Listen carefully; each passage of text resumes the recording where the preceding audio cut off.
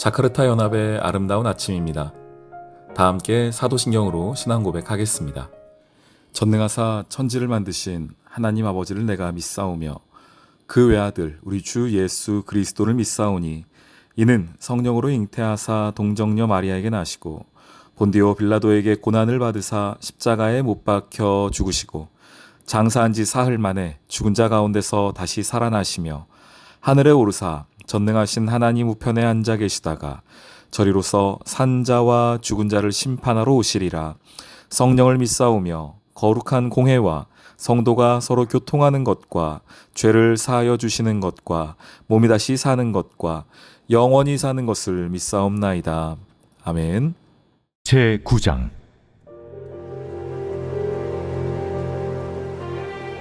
내가 보니 주께서 제단 곁에 서서 이르시되 기둥머리를 쳐서 문지방이 움직이게 하며 그곳으로 부서져서 무리의 머리에 떨어지게 하라. 내가 그 남은 자를 칼로 죽이리니 그 중에서 한 사람도 도망하지 못하며 그 중에서 한 사람도 피하지 못하리라. 그들이 파고 스올로 들어갈지라도 내 손이 거기에서 붙잡아낼 것이요 하늘로 올라갈지라도 내가 거기에서 붙잡아낼 것이며 갈멜산 꼭대기에 숨을지라도 내가 거기에서 찾아낼 것이요 내 눈을 펴여 바다 밑에 숨을지라도 내가 거기에서 뱀을 명령하여 물게 할 것이요 그 원수 앞에 사로잡혀 갈지라도 내가 거기서 칼을 명령하여 죽이게 할 것이라. 내가 그들에게 주목하여 화를 내리고 복을 내리지 아니하리라. 주 만군의 여호와는 땅을 만져 녹게 하사 거기 거주하는 자가 애통하게 하시며 그 온 땅이 강에 넘친같이 솟아오르며 애굽강같이 낮아지게 하시는 이요 그의 궁전을 하늘에 세우시며 그 궁창의 기초를 땅에 두시며 바닷물을 불러 지면에 쏟으시는 이니 그 이름은 여호와시니라. 여호와의 말씀이니라. 이스라엘 자손들아, 너희는 내게 구슬 족속 같지 아니하냐? 내가 이스라엘을 애굽 땅에서 블레셋 사람을 갑돌에서 아람 사람을 기르에서 올라오게 하지 아니하였느냐? 보라, 주 여호와의 눈이 범죄한 나라를 주목하노니 내가 그것을 지면에서 멸하리라. 그러나 야곱의 집은 온전히 멸하지는 아니하리라. 여호와의 말씀이니라. 보라, 내가 명령하여 이스라엘 족속을 만국 중에서 체질하기를 채로 체질함 같이 하려니와 그 한 알갱이도 땅에 떨어지지 아니하리라. 내 백성 중에서 말하기를 화가 우리에게 미치지 아니하며 이르지 아니하리라 하는 모든 죄인은 칼에 죽으리라. 그날에 내가 다윗의 무너진 장막을 일으키고 그것들의 틈을 막으며 그 허물어진 것을 일으켜서 옛적과 같이 세우고 그들이 에돔의 남은 자와 내 이름으로 일컫는 만국을 기업으로 얻게 하리라. 이 일을 행하시는 여호와의 말씀이니라. 여호와의 말씀이니라. 보라, 날이 이를지라. 그때에 파종하는 자가 곡식 주사는 자의 뒤를 이으며 포도를 밟는 자가 씨 뿌리는 자의 뒤를 이으며 산들은 단 포도주를 흘리며 작은 산들은 녹으리라. 내가 내 백성 이스라엘이 사로잡힌 것을 돌이키리니 그들이 황폐한 성읍을 건축하여 거주하며 포도원들을 가꾸고 그 포도주를 마시며 과원들을 만들고 그 열매를 먹으리라. 내가 그들을 그들의 땅에 심으리니 그들이 내가 준 땅에서 다시 뽑히지 아니하리라. 내 하나님 여호와의 말씀이니라. 샬롬, 자카르타 연합의 아름다운 아침입니다. 오늘은 아모스 9장 말씀을 함께 나누겠습니다. 7장부터 9장까지는 총 5가지의 환상이 나오고 있었지요. 그 모든 환상의 핵심은 하나님의 심판이었습니다. 그리고 오늘 9장에서는 그 마지막 5번째 환상으로 이스라엘의 성전이 무너지는 환상을 보게 됩니다. 이것은 매우 확실한 하나님의 심판의 메시지라 하겠습니다. 그리고 그 앞에 1번부터 4번까지, 첫 번째부터 네 번째까지의 환상과는 다르게 그 앞에서는 아모스가 하나님께서 보여주신 그 환상에 관하여서 주고받는 대화가 나오는데요. 오늘 마지막 이 다섯 번째 환상인 성전 파괴의 환상에서는 아모스가 아무런 말도 하지 않고 하나님께서 보여주시는 그 환상을 그저 묵묵히 바라보고 또 그것을 그냥 받아들이고 있는 것을 보게 됩니다. 이것은 하나님의 심판의 주권이 누구한테 있는가를 다시 한번 보여주시는 것이며 동시에 그 심판이 또한 얼마나 두렵고 또 무서운 것인가를 보여주는 예라고 하겠습니다.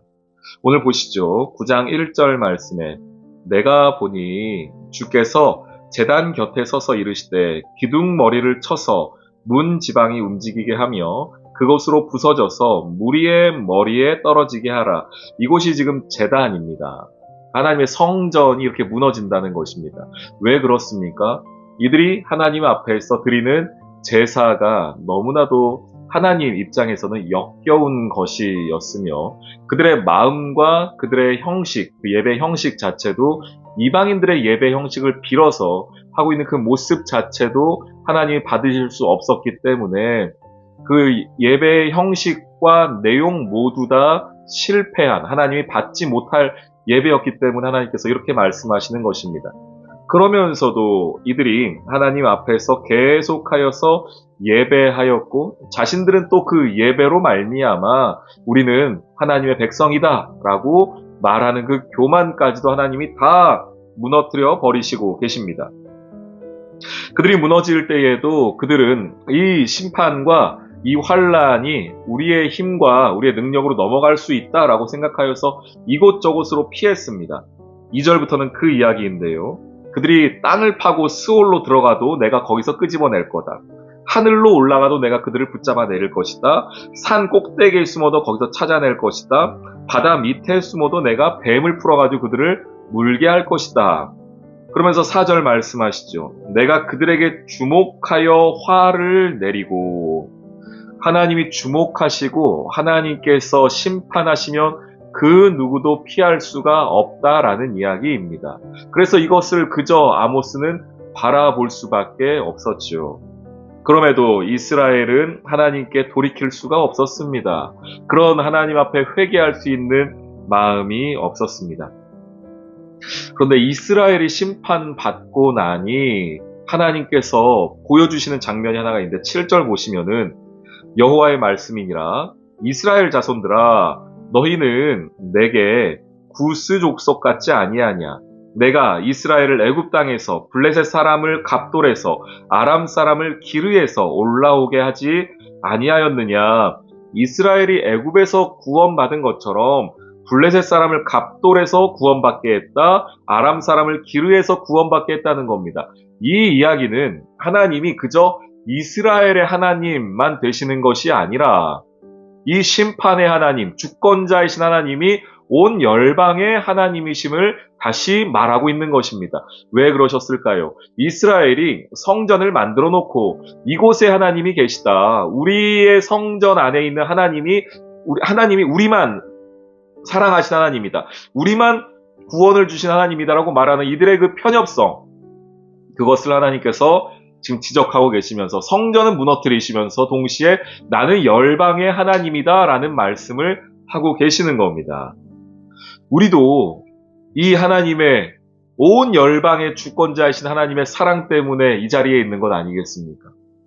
하나님의 말할 수 없는 사랑 때문에 우리가 구원받은 것 아니겠습니까?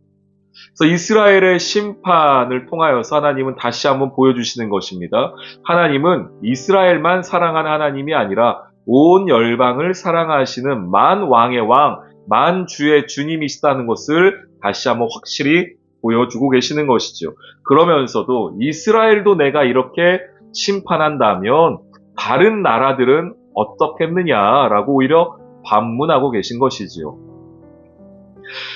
하나님의 심판의 메시지는 심판으로 끝나지 않고요. 항상 그 마지막, 그 뒤에는 하나님의 회복의 메시지가 붙어 있습니다. 오늘도 마찬가지입니다. 11절부터 심판이 끝나고 회복의 메시지가 나오죠. 11절. 그날에 내가 다윗의 무너진 장막을 일으키고 그것들의 틈을 막으며 그 허물어진 것을 일으켜서 옛적과 같이 세울 것이다. 14절에서도 황폐한 성읍을 다시 건축하여 거주하며 포도원들을 가꾸고 그 포도주를 마시며 과원들을 만들고 그 열매를 먹으리라.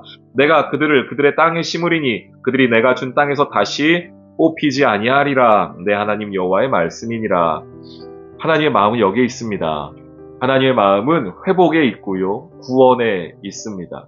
이 회복과 구원, 무너진 이스라엘의 성전은 어떻게 다시 회복되었습니까? 그 나라는 어떻게 다시 회복되었습니까? 예수 그리스도가 그 성전된 몸을 찢으셨기 때문에 이스라엘의 성전이 회복되었습니다. 다시 한번 잘 들어보세요, 여러분. 이스라엘의 무너진 성전은 예수 그리스도의 몸된 성전이 찢어짐으로 말미암아 그것은 회복되게 되는 것입니다. 우리의 삶도 마찬가지입니다. 우리가 죄인이었고 하나님의 자녀가 아니었던 우리의 과거의 삶이, 무너졌던 나의 삶이 어떻게 다시 회복될 수 있습니까? 이 무너진 나의 삶의 성전이 어떻게 다시 회복될 수 있습니까? 예수의 육체의 성전이 무너짐으로 말미암아 회복된 것이죠. 그것이 어떤 사건입니까? 예수 그리스도의 십자가 사건입니다. 요한복음 2장 말씀인데요. 예수님께서 이렇게 말씀하십니다. 19절 말씀에 저기 있는 저 성전을 허물어라. 내가 사흘 만에 다시 세울 것이다. 사람들이 말합니다. 이 성전 46년 걸렸다. 네가 어떻게 3일 만에 세우냐? 라고 했더니 주님 말씀하시죠. 요한복음 2장 21절입니다. 예수는 성전된 자기 육체를 가리켜 말씀하신 것이라. 아멘. 예수님의 그 성전 대신 그 육체가 허물어지고 찢어짐으로 말미암아 저와 여러분의 인생이, 저와 여러분의 구원이, 무너졌던 하나님과의 관계가 다시 회복된 것입니다. 이스라엘의 회복도 그렇습니다. 이스라엘의 성전도 마찬가지입니다. 결국은 메시아이신 그분으로 말미암아 회복이 일어나게 된 것이죠. 우리의 삶에 회복을 주시는 참 성전이신 예수님을 다시 한번 기억하며 오늘 이 하루도 승리하는 저와 여러분 되기를 주님의 이름으로 축원합니다. 아멘. 오늘의 기도. 무너진 성전을 다시 회복하시는 주님, 죄로 인해 무너진 우리의 영혼과 삶도 주님 안에서 다시 세워지기를 소망합니다.